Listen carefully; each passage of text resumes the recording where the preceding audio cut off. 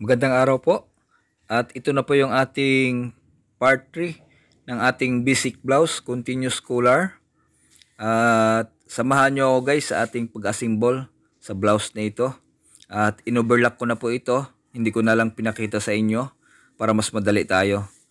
At ito yung ating overlock sa laylayan. Sa side, wala lang dito sa armhole. Sa shoulder, yan meron. At yung ating namang front, okay, yan. Wala dito sa side, dito lang sa baba at dito sa kabilang side, sa armhole wala. Sa shoulder ay meron.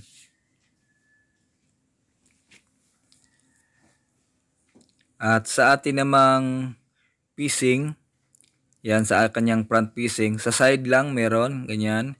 Tapos dito sa harap wala na. Optional po yan, kung gusto niyo lagyan, pwede naman po. At yung ating shoulder, ating sleeve, hindi na po natin in-overlock kasi gagawan pa po natin ng combination. Okay, yung combination lagyan natin ng center. Kasi dyan tayo kukuha ng gitna sa slit.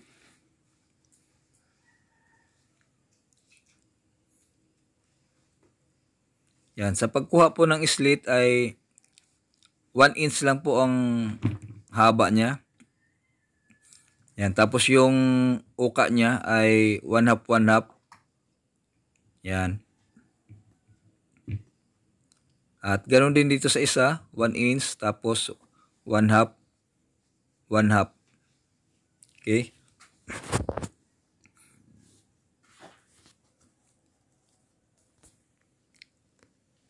Lock lang natin.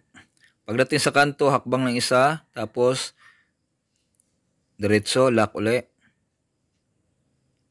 Yan. Sa paggupit po, wag niyong isagad dun sa malapit na malapit lang po. Dito sa kabila, ganun din ang ating gagawin. Yan. Yan. Pagdaan nyo dyan, pagdating dyan sa dulo, hakbang, tapos tahi. Wag niyong isagad yung gupit, yung malapit na malapit lang. Okay, baliktad natin. Kailangan po kasi pagka yan ay ating binaliktad, hindi po yan dapat magkaroon ng dimple. Yan, kailangan walang dimple. At ibisting natin ng 1/2.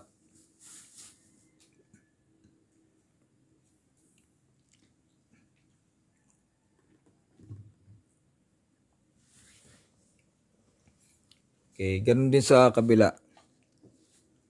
Same procedure lang po yan.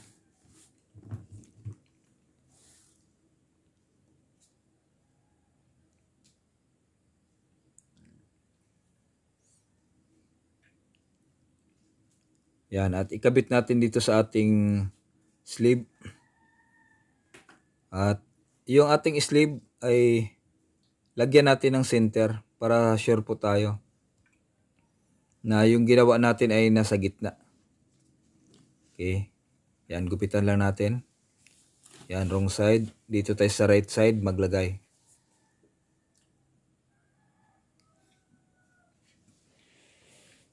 Okay, sundan lang natin yung ating ginawa kanina, yung ating bisting. Pasok lang tayo ng mga 1/16 para hindi kita yung una nating ginawang bisting.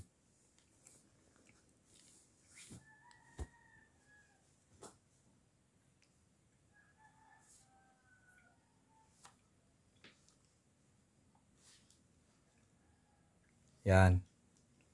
At i-overlock natin ito dito. Yung gilid na ito. Yan, overlock na natin. At itatap na lang natin ito. Yan. 1/4 lang ang ating top. Dito po tayo sa sleeve magtatap ng 1/4.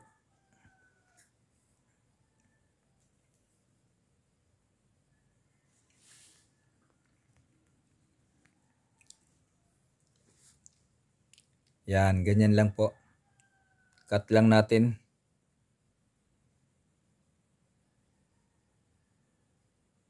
Yan, at pagkatapos niyan ay i-overlock natin yan yung side na yan. Yan, iayos lang natin. Yan, para pantayan. Okay, yan, overlock natin dito. Dito. Okay, sunod natin yung ating tronsal sa ating back. Hindi nyo po ganong kita yung ating marking dahil tuldok-tuldok lang po. Kung nasabayan nyo ako sa ating pag-pattern, nakita nyo na tuldok-tuldok lang po yung ating ginawa dyan. Yan. Yung distansya po sa kanyang waistline ay 1/2 po ang distansya. Yan, 1/2. Tapos pagdating po dito sa dulo ng ating tuldok ay wag na po ninyong ilak. Ibingit nyo po. Yung bingit na bingit. Meron po yung purpose kung bakit ganyan po. Yan, ibuhol nyo lang. Yan, kahit mga 3 buhol, pwede na yan. Yan, sa kabila ganun din ating gagawin. Yan, sinadya kong hindi po buhulin yan para pagka plinansya natin yan ay hindi po yan magkakaroon ng dimple. Yan, ganun lang. Same procedure doon sa kabila natin ginawa, 1/2. Yan. Pagdating sa dulo ay kailangan wag nating ilak pero ibingit natin ang tahi sa bandang dulo. Yan, ganun uli. Buhol lang natin ng mga 3 buhol. Pwede na yan.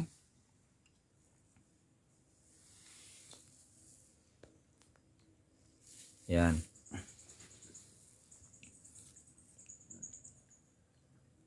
Kaya ganun din ang gagawin natin sa ating front body.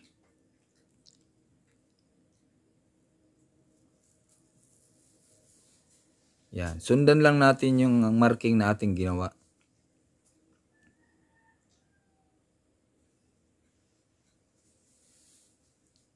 Naalala nyo nung nagtabas tayo ng pattern na sa fabric ay pinakita ko sa inyo na naglagay tayo ng mga tuldok doon. Yun po ang purpose kung bakit tuldok ang ginawa natin para hindi po siya marumi. Yan. Ganun pa rin. Pagdating sa dulo, ibingit nyo at huwag nyong ilak. Ibuhol nyo lang. Ganyan. Mga 3 buhol lang. Yan. Huwag nating isagad ang gupit.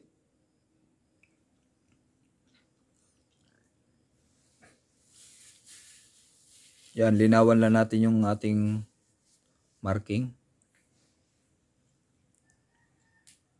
Okay, same procedure pa rin sa kabila.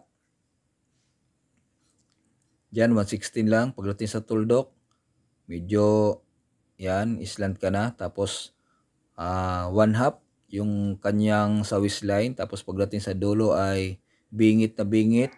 At huwag nyong ilalak. Ibubuhol lang po natin yan para maganda ang kanyang magiging tronsal. Hindi siya magkakaroon ng dimple. Yan. At lagyan na natin ng kanyang front piecing. Okay. Sa paglagay ng front piecing, mas maganda kung diyan ka magtahi sa body, hindi doon sa piecing. Yan. Alawas natin dyan ay maliit lang. Nasa 1/4 lang.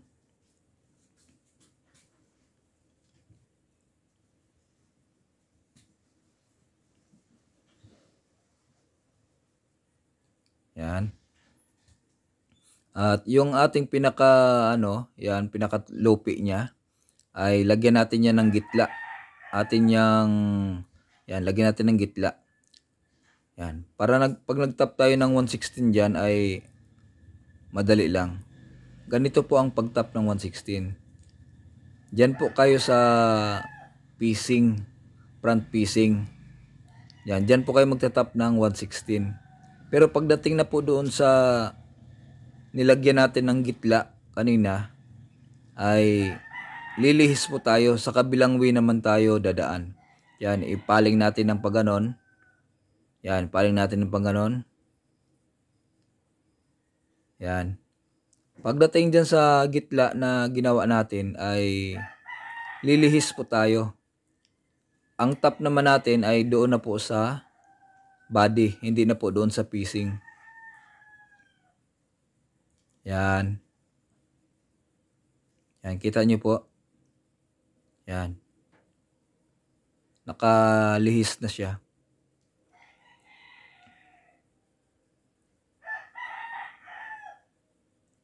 Okay, at isarado na natin. 1/4 pa rin yung ating pasada. At itap din natin yan. Kaya lang hindi natin masasagad ang pag-tap dyan. Ang tap natin ay doon tayo sa body. Huwag tayo sa piecing mag-tap, sa body tayo. Yan, 116 lang yung ating tap.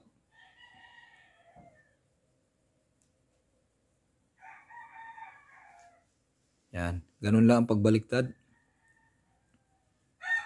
Yan, at kabila, ganun din ang ating gagawin. Kabit natin yung piecing niya.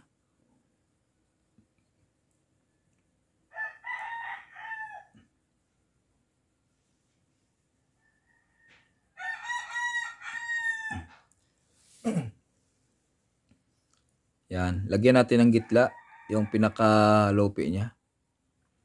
Okay. Yan. Para mas maganda, lagyan nyo siya ng mark para hindi kayo magkamali. Dyan yung susundan nyo. Okay, ang top una ay sa body. Yan, sa body ang top ng 116. Pagdating doon sa ating gitla, yung ginupitan natin, ay lilihis po tayo dyan. Yan, lihis tayo ng isang hakbang. Tapos, sa piecing na tayo magtatap ng 116.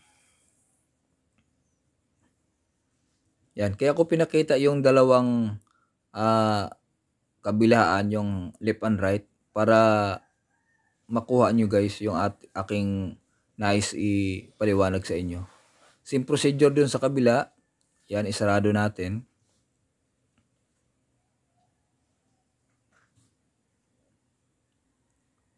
Yan. Madali lang naman itong continuous collar guys. Yan. Ang top natin ay sa body. Hindi dito sa front piecing. Yan, sa body tayo. 116 lang po.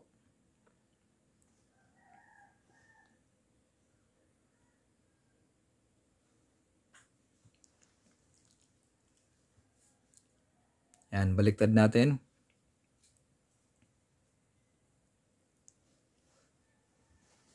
Yan. Okay, ganyan na lang po ang tope niyan. Pag ganyan po, yan. Yun. Okay, at i-joint na natin ito sa ating back. Atin na po itong bubuuhin. So guys, pag meron kayong hindi masundan, ay ulitin nyo lang yung ating video. Yan.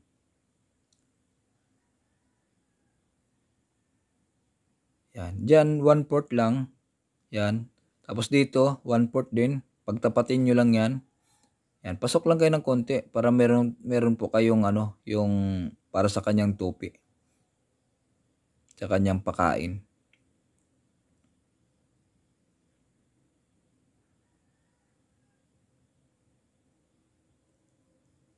Yan. 1/2 lang.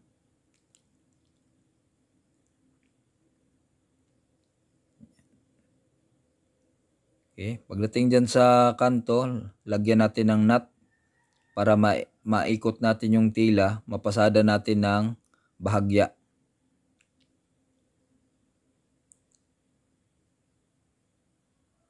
Yan.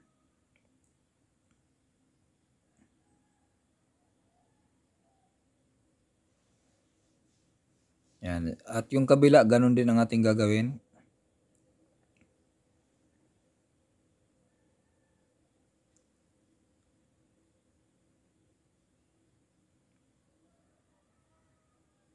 Lock natin. Tapos, kailangan may matira tayong 1/4 doon sa likod at sa kanyang harap.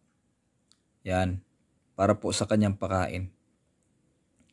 At lagyan natin ng slash. Bahagya lang. Yan. At yun na yung ating itahi. Pero hindi natin isasagad ang pagtahi doon sa dulo. Medyo maglagay tayo ng konting distansya. Yan. Yan. Konting distansya lang kasi pagdudugtungin pa natin yung magkabilang pisngi.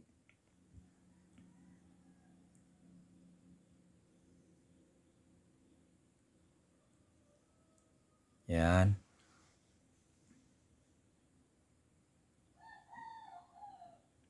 Yan, kita nyo guys, kailangan wala po siyang dimple. Yan. Pagdugtungin na natin to, yung magkabilang pisngi.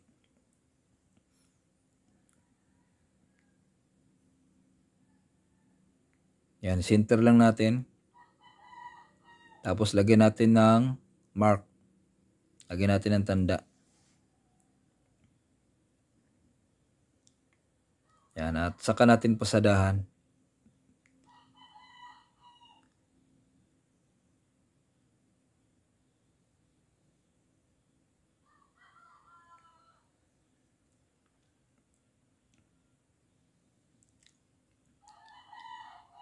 Yan, at ibiyak lang natin. Saka na natin plansahin yan guys. Yan, ipasada natin. Para matahi na po natin ang ating cooler.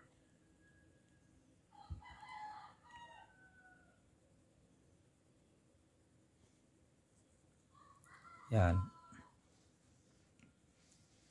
Yan. Saka na natin iplansya dahil magtatagal po tayo pagka iplansya natin yan habang ginagawa natin.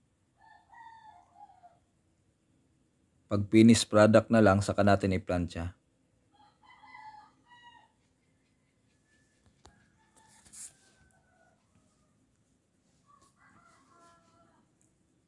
Yan, kailangan wala pong bukol dyan. Kailangan hindi po siya nakabukol. Yan. Pagdating dito sa dulo, lagyan natin ng kunting slit lang. Huwag masyadong malaki para hindi magkaroon ng pangit.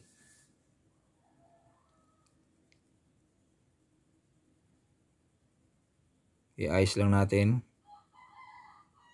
Kailangan walang pilipit. Hindi nagtitwist. Yung dito, ibiyak natin to dito. Yung ating shoulder. Mamaya, pag natapos natin to, planchahin natin yan dyan, nakabiyak. Kaya hindi ko lang pinakita sa inyo guys yung pagpaplansya-plansya niyan kasi lalo tayo magtatagal. At mamaya na lang pagka natapos na natin yung ating blouse.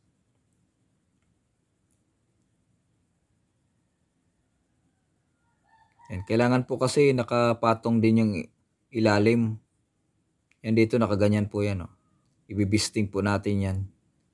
Okay. Mamaya na. Kabila muna. Yan, biyak din natin. Mamaya natin paplansahin yan. Yan, kunti lang.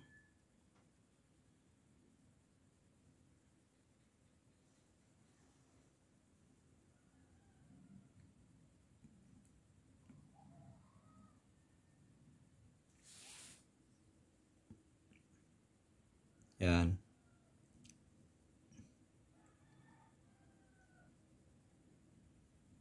Okay, kailangan nakaganyan yan. Naka-flat, nakabiyak siya. Yan, kailangan nakapatong din siya. 116 din. Kung 116 ang ginawa natin doon sa ibabaw, ganun din dapat sa likod.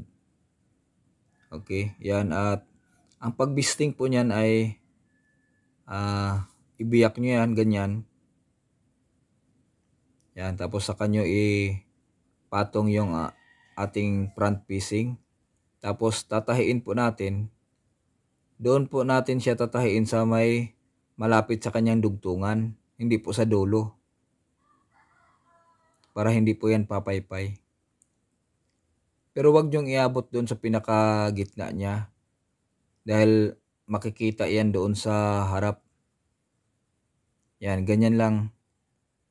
Yan, yung malapit siya sa gitna. Yan. Okay, flat natin to dito para mamaya hindi tayo mahirapan magplansya. Yan, ganyan po yan. Sa kabila, ganun din ang ating gagawin. Pasok lang natin tong ating wag nating gugupitin. Okay, same procedure dun sa kabila. Pag bisting natin, yung malapit siya doon sa gitna, sa dugtungan ng shoulder.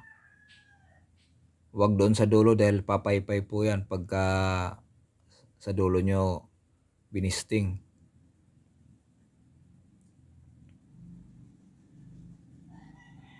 Yan. Okay. Yan, ganyan po yan. Yan. Okay, at i-close na natin yung ating side.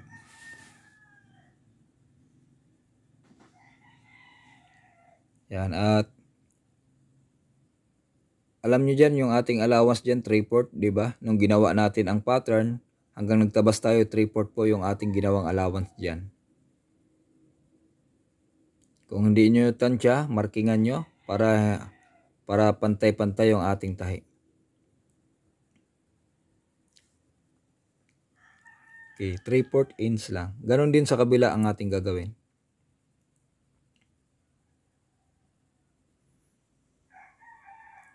Yan, markingan natin ng 3/4, 3/4, 3/4, 3/4. Yan, para susundan na lang natin ang tahi. Hindi ko na ginuhitan yan guys ng mahaba para hindi po marumi yung ating blouse pag natapos na natin, hindi siya marumi. Yan. At yung kanyang armhole ay atin yang ilulupi. Yan, ganun po ang paglupi ng armhole. May purpose po yan guys kung bakit ganyan ang pagkalupi ng kanyang armhole sa side. Para po yan hindi sagabal pagka ginamit na po yan. Kasi pag malaking lupi tapos hindi nyo igaganyan ay magkakaroon po ng sagabal sa pag suot na po yan ng tao. Yan sa kabila, ganun din. Tupi lang natin na yan, paaro. Huwag na nating ilak. I-ano lang natin bisting. Yan. Dito naman sa kanyang bisting lang din natin. Para pag kinabit na natin yung sleeve, ay nakabuka po yan. Sa kabila, ganun din. Yan. At yung dito sa kanyang laylayan, yan, 1 inch po ang allowance na nilagay natin yan. Yan, iayos lang po natin ang pagkalapat. Tapos, magmamark na tayo dyan ng 1 inch ang lapad. Yan, mark tayo ng 1 inch. 1 inch, 1 inch. Yan, yan ang ating susundan. Yan. Sa kabila ay ganun din. Iayos lang natin ang lapat ng ating piecing sa body. Yan, tapos 1 inch na allowance para sa kanyang fold. Okay, lock lang natin sa dulo, lock din sa dulo. Yan. At baliktad na natin to.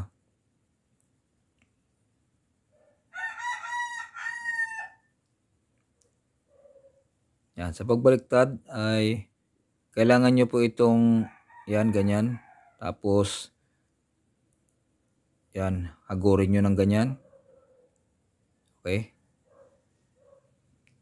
Sa kabila, ganun din. Pagkabaliktad nyo ay hahagurin nyo.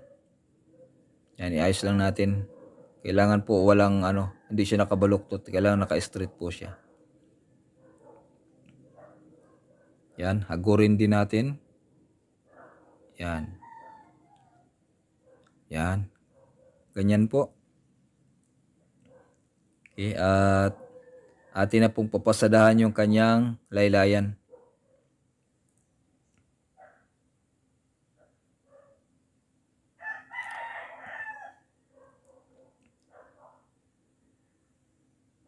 Yan, dyan tayo magsimula.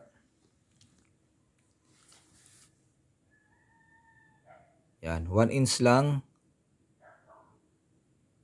Kailangan po pantay-pantay ang pagkaano natin ng 1 inch dyan.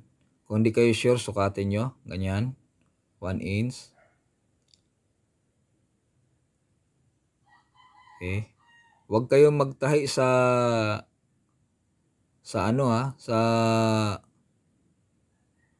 dulo. Kailangan po nakapasok po kayo dyan sa kanyang overlock. Huwag po sa dulo ng overlock. Kailangan po doon sa may baba ng 1/4 ng overlock. Yan, sure nyo na 1 inch yung inyong ginawang lapad. Para pagka plinansya natin yan ay maganda po ang kanyang forma. Yan, bitak lang natin yan. Mamaya, paplansyahin natin yan pag natapos na natin yung ating damit.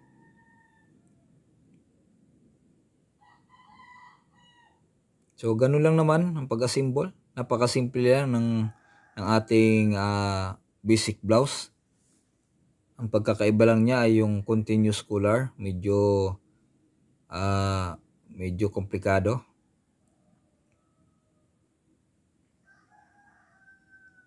Okay. Yan. At isunod natin yung ating sleeve.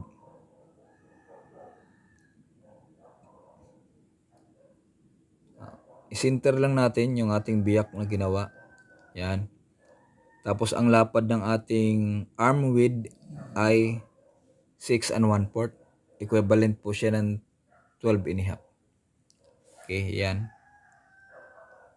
Lock lang natin. Yan, papuntang baba. 1/2 lang po yung ating alawas dyan sa baba.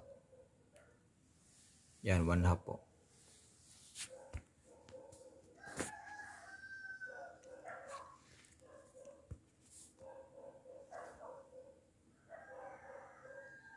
Ayos lang natin. Okay. Yung kabila pala ay yung ating overlock. I-lock natin para hindi po siya magbusbus. Yan. Saka natin kunin uli yung kanyang 6 1/4 na arm width.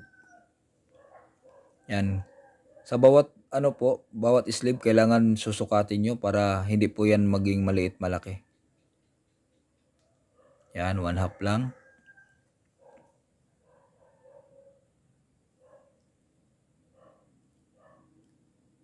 At ibisting po natin yung dito. Yan. Kailangan po kasi dyan naka-buka. Pero depende na po yan sa inyo kung hindi nyo na po papasadahan yan. Pero sa akin po, pinapasadahan ko yan dahil para maganda po yung kanyang forma. Sa kabila, ganun din ang ating gagawin. Ibitak lang natin, ganyan.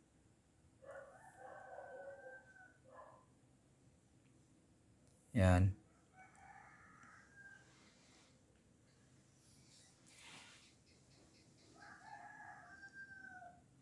Yan. Meron na tayong left and right na sleeve. Okay. Kabit natin to. Ito yung ating right sleeve. At hanapin natin yung right na body. Yan. Yan po yung right body. Yung right na armhole. Sa armhole po ay kailangan po dito po kayo sa sa back. Yung sa back body, urong po kayo ng 1/2. Sa back body po hindi sa front. Tapos yung center, itapat natin doon sa ating minarkingan. Yan. Ibisting lang po muna natin yan. Bisting. Yan. Kunti lang. Tapos yung center ng ating sleeve ay ilagay natin sa front. Pero uurong po kayo ng 1/2 sa front. Yan, ganyan. Huwag doon sa bitak. Uurong po kayo ng 1/2 doon sa front body. Yan. Diyan tayo magsisimulang magpasada.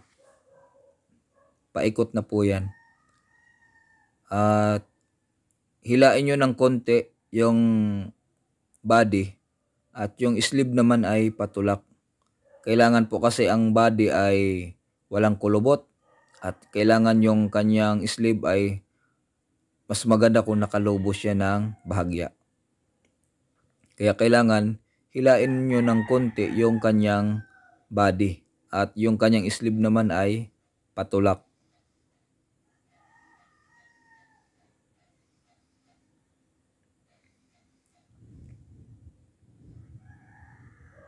Yan.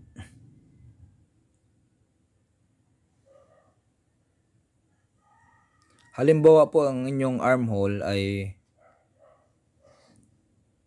yan.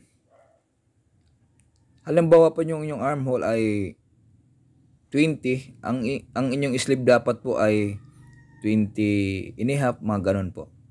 Okay, same procedure lang naman ang ating gagawin, katulad lang sa kabila. Bisting natin dyan. Yan. Doon po yan sa may back. Yung urong na 1/2, doon po yan sa kanyang back body. At yung center natin dito, ilagay natin sa kanyang front. Urong tayo ng 1/2. Yan, same lang naman yan doon sa isang ginawa natin kanina. Kaya pinapakita ko sa inyo ang dalawang sleeve para matandaan nyo yung ating ginagawa. Yan, dyan tayo magsisimula. 1/2 lang po ang ating pakain dyan. Kaya dapat kasi mas malaki ng konti yung sleeve kaysa doon sa armhole ng body. Hilain nyo ng konti yung body. Tapos yung sleeve naman ay patulak. Yan, ang purpose kung bakit hinihila natin ng konti yung body, para hindi po siya magkaroon ng kulubot. Mas maganda po kasi pagka nakalobo ng konti yung sleeve.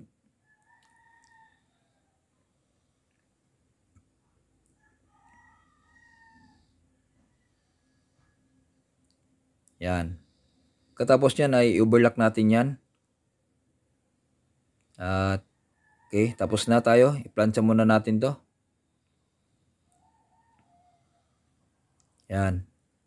Hinuli natin ang plancha para sabay-sabay na ang pagplancha lahat. Yan. Maglagay po kayo ng tubig para mas madali siyang lumapat.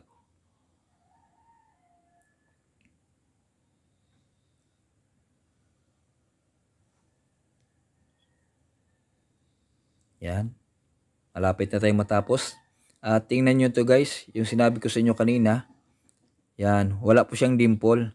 Dahil hindi po natin nilock yung ating tronsal. O yan, ang ganda, di ba? Wala po siyang dimple. Kaya wag nyong i-lock yung ating tronsal. Ibuhol nyo lang. Yung dito naman, kailangan nyong i-plancha ito ng maayos. Yan, kailangan yan, flat na flat yung ating cooler.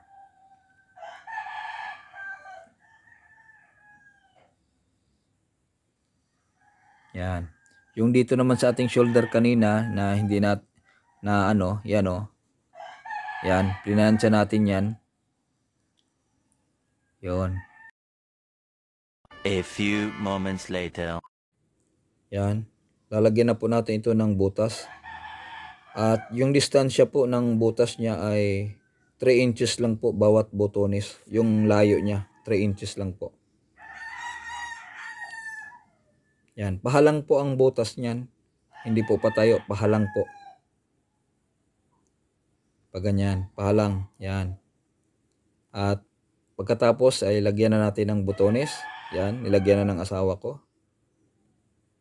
Yan. 2,000 years later. Yan yung ating finished product. At salamat guys sa panonood, sa support nyo po. At ito po yung ating model na may-ari ng ating blouse na ginawa. Hanggang sa muli guys, kita-kita tayo sa sunod na upload na akong mga video. God bless po, paalam. Paalam po.